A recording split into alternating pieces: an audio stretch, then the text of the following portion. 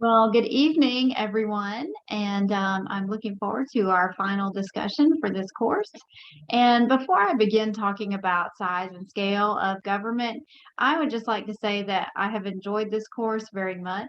I think this is a pertinent course that every American should understand how Western freedom developed, and that's important to preserving those liberties. So thank you. I appreciate Liberty University for making this a requirement for our doctorate in history. And I have learned much through it, and I hope that you all have too. And I just want to thank Dr. Hinkson as well for his leadership in this class. So without further ado, size and scale of government. Size and scale of government is a lot more than just acreage. So, we could look at, should our nation be the size of New Jersey or should it be the size of, say, Russia? That's one way to look at it.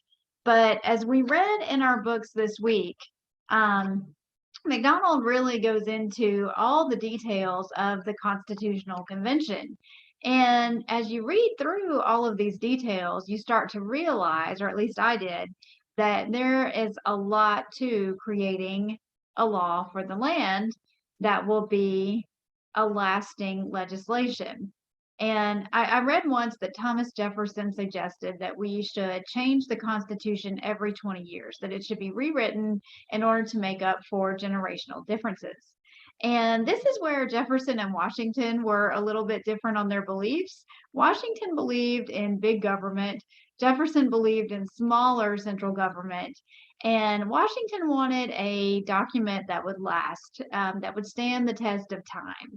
And that is exactly what we got, with a lot of help from Madison. So, in order to fully understand size and scale of government, we need to go back, as we have done in this course, all the way to Cicero, to Plato, to Aristotle, the Greeks, the Romans, even the Hebrews. The Jews had much to do with the inspiration for Washington and Jefferson, Madison, and other leaders.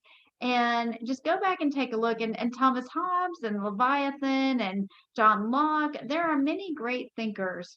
As we saw in our books this week, Hamilton gave a great speech where he quoted many of these people to give support for what he wanted for our government. And at the end of the day, I think Madison is the one who gave us our legislation. He kind of fathered our Constitution, if you will, in many ways. And Hamilton gave us our banking system. Hamilton was a financial genius. And so between these two men, I think we got a wealth of good things and diversity. So that was fantastic. And the size and scale of government is about taxation. It's about who can run for office. At one point in this book, it talks about, should the executive office holders be 100,000 away from debt, and other legislators, should they be 50,000 away from debt, which is an astronomical amount for that time. And it really does help you to understand as you read that there definitely was sort of a mentality of the elite and the common man. And the question was, how integrated into the governmental process will the common man be able to be? And you can see that as he writes about the things that went on, that was a real struggle for many of them. And so, and I think that struggle still goes on even today, in terms of property ownership and things like that.